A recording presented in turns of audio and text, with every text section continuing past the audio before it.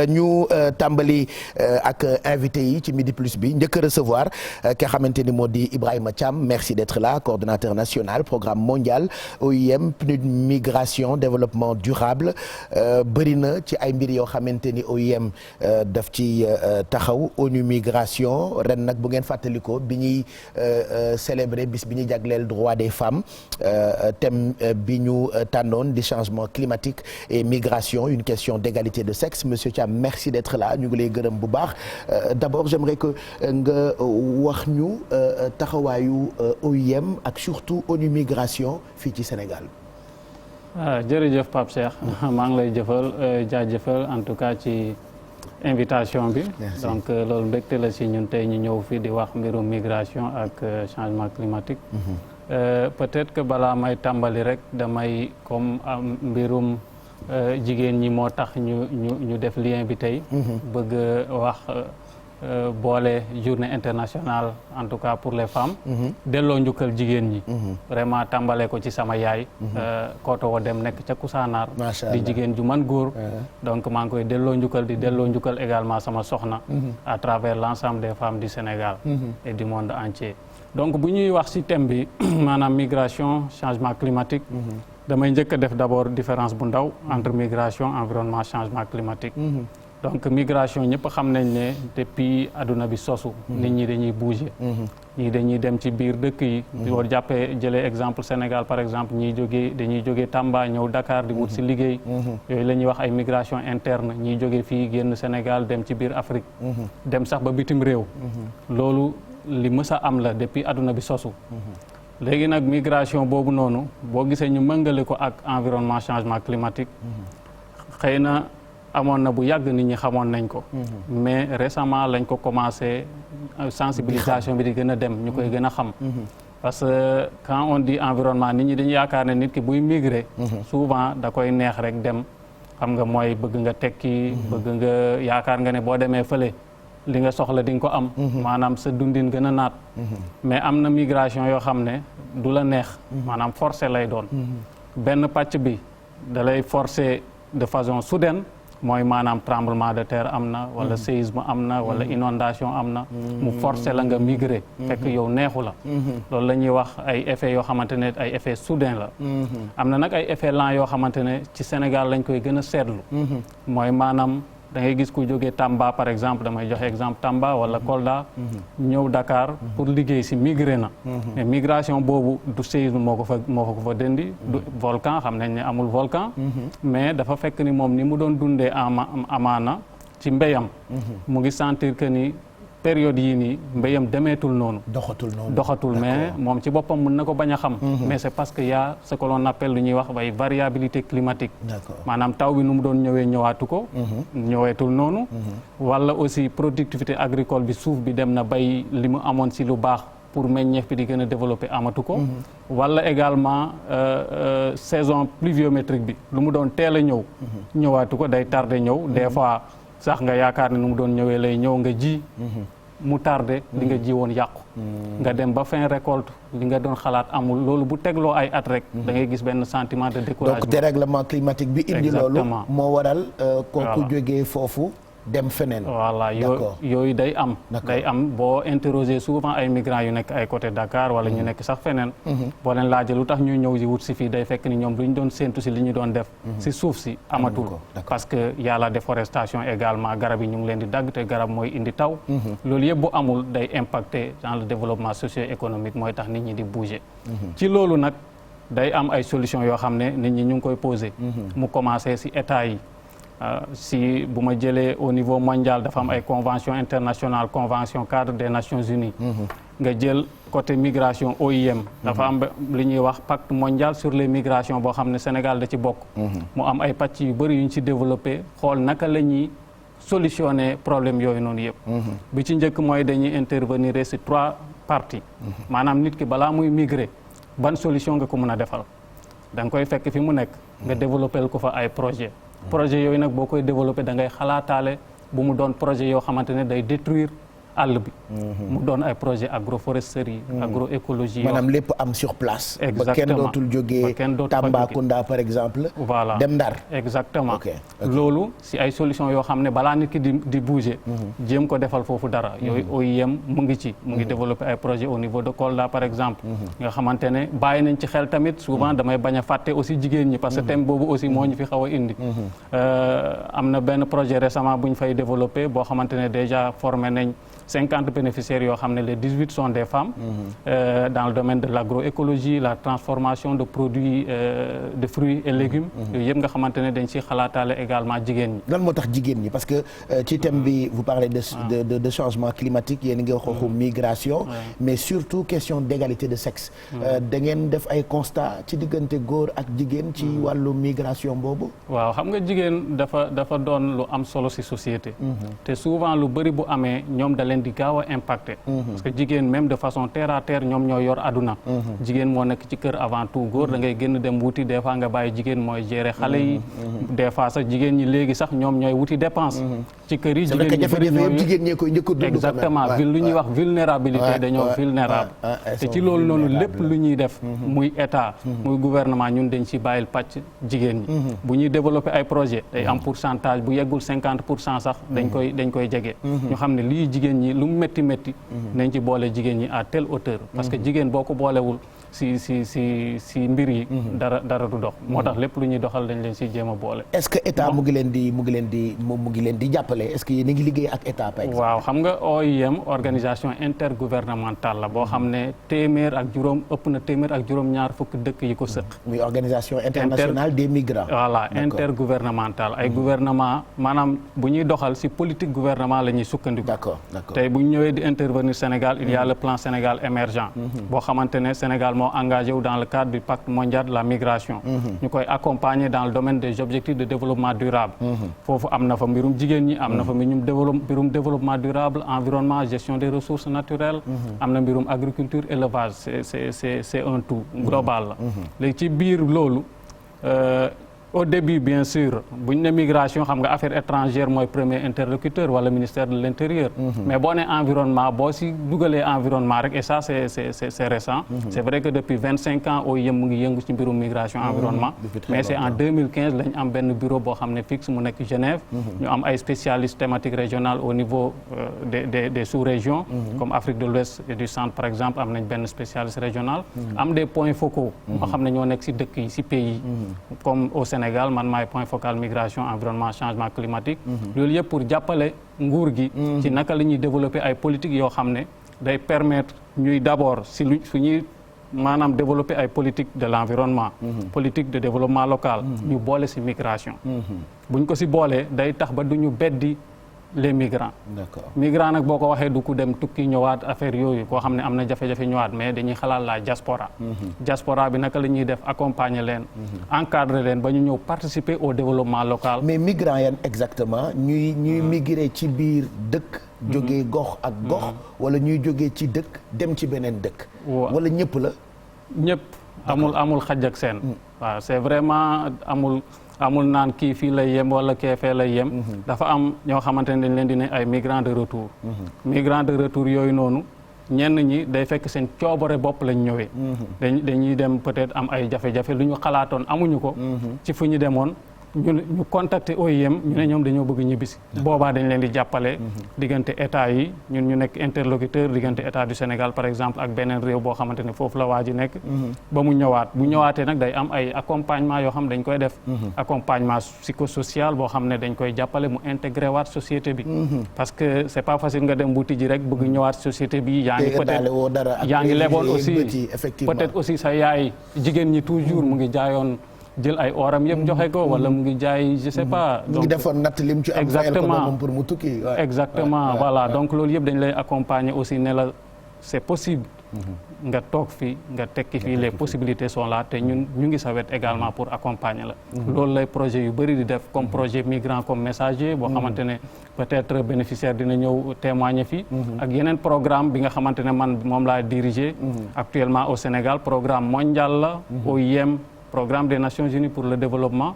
boo xamante ne mu ngi si fukk ak benn réew. Sénégal bokk ci. macha allah programme boobu lu ko tax a jóg mooy jàppale gouvernement du Sénégal. à ce que migration.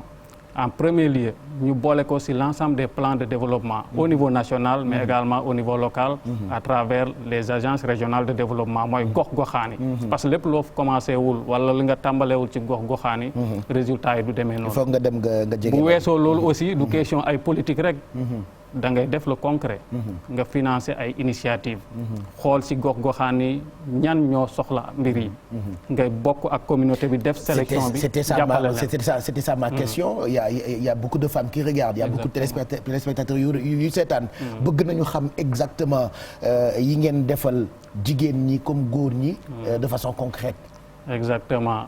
am na programme yu bëri yi dañ leen di financer à travers Union européenne yi à travers la Suisse yi à travers la France yi à travers les États-Unis am na projet bi ma doon wax exemple bi ma jël Kolda boobu projet bi nga xamante ne actuellement comme ni ko waxee sànq ils ont sélectionné 50 bénéficiaires yoo xam ne formé nañ leen ci agroécologie agroforesterie yoo te dans les 50 18 sont des femmes man bi may gérer programme mondial bi may gérer OIM PNUD boo xamante ne c'est migration mainstreaming comme ni ñu koy wax en anglais ñu ngi sukkandiku ci 3 régions boo xamante ne gouvernement bi moo ne lii ay priorité am la intervenir leen fii nii à travers le ministère des Affaires étrangères muy Saint-Louis muy Diourbel muy Sédhiou ñooñu dañ leen a poussé à travers les agences régionales de développement ak la direction générale d'appui aux Sénégalais de l'extérieur à ce que ñu proposer ñu seen priorité par rapport au financement de projets au niveau local te ñooñu yëpp ci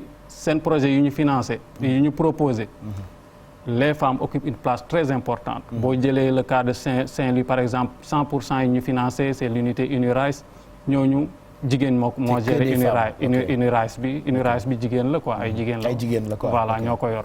boo jëlee Diourbel également c'est la même chose boo jëlee Sédhiou également la part des femmes est très importante mais suñu dëkk yi il y a souvent des aléas à gérer parce que c'est pas facile souvent di nga bëgg a engager femmes yi ci ay projets et autres.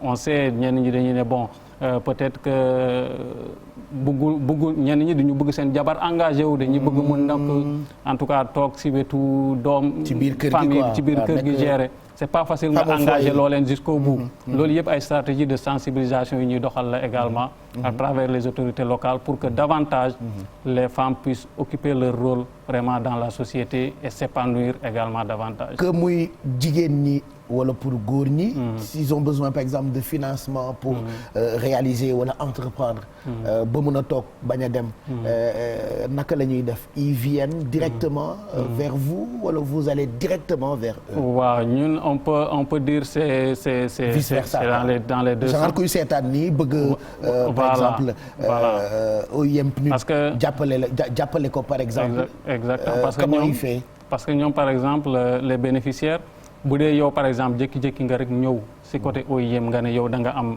nga bëgg financement tel et tel yaa ngi telle région et telle région même bu dee léegi nii affaire bi mënul am dañuy permettre ñu am cartographie boobu au moins daf ñuy permettre bu ñu demee bay intervenir parce que OIM aussi lu muy intervenir c'est à travers des projets yoo xam ne bii 2 ans la bii 5 ans la ainsi de suite bien sûr renouvelable à travers la disponibilité des financements ci disponibilité des financements la ñuy doxee bu boobaa ñun aussi bu ñu demee bay intervenir au niveau local en relation avec les autorités locales ñoom aussi dañuy jox cartographie disponibilité yooyu bu dee am na ñoo xam ne njëkkoon nañ ñëw ci ñun diñu wax ba pare dañuy ne kii de ñëwoon na ci ñun te seen région la nekk lii ak lii la soxla te gis nañ ni c'est pertinent yéen nag yéenay xool c'est l'État qui décide ñun on accompagne du point de vue technique on accompagne également ñu jéem a yombal financement yi mu yegg bu dee renforcement de capacité la ak yooyu ñun aussi on est prêt à accompagner à les accompagner. J'aimerais qu'on mette un message pour vous téléspectateurs c'est-à-dire lii Souleymane di wax boo ko dégloo ci ngay xam ni OIM ak seen banqaas yeeg li nga xamante ni ñu ngi ko jagleel sénégalais yi am na njëriñ la preuve bëri na ci ay sénégalais góor comme jigéen yoo xam ne ni jëriñoon nañ ci te gis nañ ci seen bopp et on vous conseille émission bi rek du doy faites des recherches. Exactement. Allez sur internet regardez ce que propose banqaasu organisme bu mag bile. J'aimerais qu'on mette ce message ci diggante jar na ko wala jaru ko. On écoute et puis on revient juste après ak ki nga xamante ni moo di monsieur Thiam Ibrahima. jar na ko kay moom. benn instant jar na ko. jaru ko. jar na ko. man de ëppal na ma. dama jaaroon ci côté gaal yi. tu voyais des cadavres. Ils sont tous des migrants. man pour man jaru ko. Moi je dis non jaru ko.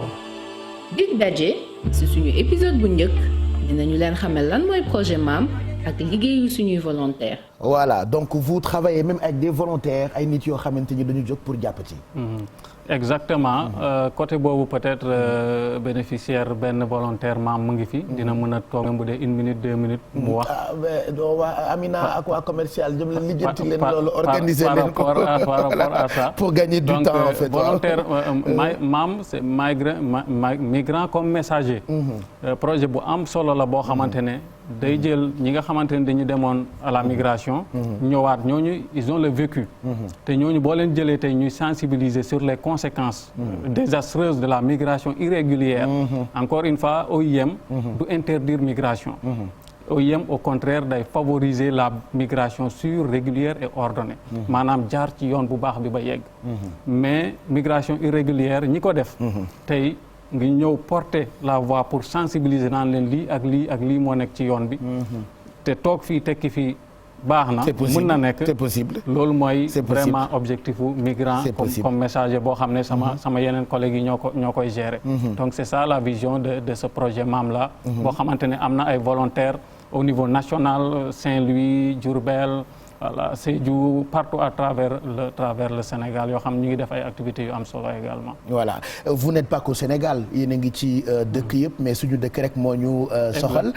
quel sera le message pour ñi ñuy seetaan ci bu ñu bëggee jàppandal bu jógee ci OIM. góor comme jigéen encore même si da ngeen toll ci période boo xamante ni jigéen ñi ngeen di booster bu baax pour li ñu tuddee égalité de sexe par rapport ak journée internationale des droits des femmes mais quel sera le message si vraiment am na ay jigéen yu bëgg OIM jàppale leen qu'est-ce qu'elles peuvent faire actuellement. waaw lu ñu leen di wax rek mooy d'abord OIM am nañ site internet. am nañ également suñu réseaux sociaux yi ñu ngi ci page Facebook souvent dañ ci posté. mais également OIM comme ni ma ko waxee day lëkkaloo ak état. day accompagner état à travers les directions techniques. mu ne direction technique yi mooy direction générale d'appui au Sénégalais de l'extérieur. mais également les agences régionales de développement yoo xam ne ñooy les bras techniques de l'état en matière de mise en œuvre de projets de développement au niveau local. donc nañu rapproché wu des ARD au niveau local. parce que souvent ñoom ñooy sélectionné pour envoyer ñu. te buñ ñu envoyé si loolu la ñuy sukkandiku accompagner leen bien vrai que ñun dinañ indi ay suggestions ak yooyu. mais vraiment ñu ngi leen di encore ñaax te di leen di xamal ni c'est possible. toog Sénégal tekki fii. parce que on sait les bouleversements du monde. ñu ngi dem ci ay moments yoo xamante ne ku ci nekk da nga war a toog sa dëkk takk sa ndigg. ñu mën a développer suñuy réew. indépendant du point de vue économique. du point de vue social. pour que li ñuy gis ci àdduna bi yëpp te Covid bi jàngal nañu ko et tout.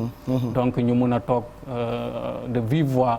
en tout cas xam ne ñun mën nañ tekki suñu dëkk développer suñu dëkk. mu ngoog merci Ibrahima Thiam coordonnateur national programme mondial OIM PNUD migration développement durable ren ñu àndoon ak yéen ci bis bi nga xamante ni jigéen ñi la ñu ko jagleel thème retenu par cette organisation du changement climatique et migration une question d'égalité de sexe il y a beaucoup d'activités qui sont prévues xam naa dinañ ci waxtaan ak seen cellule communication comme dañuy course ak temps bi peut-être bénéficiaires yi ak ñi nga xamante ni dund nañu taxawaayu OIM on les recevra très prochainement dans cette émission merci d'être passé nous voir pense aussi que parallèlement yaa ngi ci ay combats yu bëri yaa ngi ci forum de l'eau beeg exactement ay activités c'est-à-dire doon noppalu benn yoon en fait forum mondial de l'eau bi d'ailleurs OIM mu ngi si engagé wu vraiment à 200%. dañuy remercier le secrétaire exécutif monsieur Ablaye Sène ak engagement am ak OIM vraiment ñu ngi si engagé wu depuis le début déjà teniroon nañ benn atelier pré-forum les 22 et 23 février à Dakar pour que encore une fois migration globale la diaspora migrants de retour et ñu gën ko bàyyi xel ngir ñu mën a régler problème employabilité des jeunes te boo ne eau xam nañ ne migration c'est lié à l'eau ñii di transhumé li ñuy wax souvent waalanke ñun suñu waa dëkk Kousanaar Tamba ñi doon gis waalanke yi di ñëw tout le temps donc léegi dem na ba problème accessibilité à l'eau bi tax na loolu daanaka doo ko gisati donc l'eau est partout l'eau est source de vie ensemble essayons de faire de rendre l'eau accessible à tout le monde et à un prix abordable à tout le monde. C'est un défi pour le Sénégal. Inch'Allah. Et on peut le relever avec Inch'Allah la volonté de tous. Merci en tout cas Ibrahima Thiam ñu ngi lay gërëm bu baax et ay sénégalais yu mel ni moom nekk ay jàmbaar nekk ay kilifa nekk ay borom xam-xam doon daanaka pont entre Sénégal ak organisme yu mag yi bëri nañ fi donc bu ñu gisee ku mel ni moom dañuy am fierté dañuy kontaan suñu xel dafay gën a dal ci ni ñoom ñi ngi dox. Pour di jéem di indi solution ci ay jafe-jafe ak bu mënti doon yoo xamante ni ñun waa Afrique ñoo ngi koy dund xaw ma nous sommes en voie ou nous sommes sous-développés kenn xamul mais heureusement ba kilifa yi ñu ngi ñuy jàppale merci en tout cas Ibrahima Thiam. Je rappelle que yaay coordonnateur national programme mondial OIM PNUD migration développement durable lu ëpp ci liggéey yi ngeen di liggéey surtout ak bànqaas bi ñu la jox mu ngi jëm ci wàllu migration environnement changement climatique. ba noppi itam nga bokk ci bureau OIM bu nekk fii ci Sénégal ci kanam on parlera musique on fera le tour dem ci beneen dëkk fekk fa benn waykat boo xamante ni elle a beaucoup de talent mu ngi tudd Tinès la déesse peut-être que vous la connaissez pas fii mais elle est très connue ci dëkk ba mu jógee muy Burkina Faso alors elle viendra nous voir très rapidement pour nous parler un tout petit peu de sa carrière elle cartonne ca Ouagadougou ak yeneen dëkk yi nga xamante ni ñoo nekk Burkina Faso elle sera avec nous dans quelques instants ci Midi Plus bi et puis Djeba normalement moom rek la ñu décidé woon yendool tey ci Midi Plus bi parce qu'il cartonne et que sénégalais yi dañu koo bëgg ay woyam dañu koy challenge ñëpp di ko woyaat il sera avec nous aussi en dernière partie pour nous parler de son actualité mais d'abord Meribey Diouf bu journal bi jeexee daañu ànd ak moom ci li nga xamante ni moo xew biir internet Diouf ñu ngi lay nuyu. maa ngi lay fay Pape. yaa ngi dee cool. maa ngi dee cool. naka seddaay bi. gisoo ni ma pilo weeroo. je te jure dafa mel ni li ma wokk la xuri de. sa baat bi dafa xaw a kii de. man madras laa maye tey. man kay gis naa ko pourtant nag dafa mel ni dañuy xaw a marié couleur daal. waaw des fois dañuy. waaw télépathie bi. dañuy déggante waaw. dañuy déggante damay xëy nga xëy après on se déggante quoi. voilà booy solu fekk maa ngi solu ñu ne xaaral ñu mariage couleur bi. voilà dañuy déggante. gis naa loolu on te retrouve ci kanam pour li xew biir internet qu'est-ce que tu proposeras aux téléspectateurs et internautes Meribey. donc tey li ñu leen di indil mooy li nga daanal léegi mooy toog fii tekki fii c'est possible dinañ leen indil benn créateur boo xamante ne présenté woon nañ leen ko lundi am na lu mu daal di créer bi yoon dañuy ñëwaat ak moom mu daal di créer li nga xamante ne moo di natal digital. natal digital mooy lan de toutes les façons tout à l'heure dinañ xam lan la exactement ci kaw loolu aussi dinaa leen indil démb annoncé woon naa leen ko lépp li nga xamante ne mooy vidéo fake fële ca Mali ak benn boo xamante ne mi ngi circuler ci réseaux sociaux yi France ak benn intervenant boo xamante ne dina leen expliquer naka ngeen di def pour xam ndax vidéo yi ngeen di seetaan fake la wala du fake ci kaw loolu aussi dina am benn astuce du jour boo xamante ne dina intéresser beaucoup les étudiants ñëpp en général mais plus particulièrement les étudiants Pape. voilà donc on te retrouve tout à l'heure ci beneen plateau bi foofu sax bu 13h jotee dinañ fa ànd ak rédaction bu télévision Futurs Médias Faty Dieng moo ñu nar a présenté journalu 13h bi et puis juste après ñu ànd ak yow Meribey Diouf ci li nga xam ni moo xew biir internet.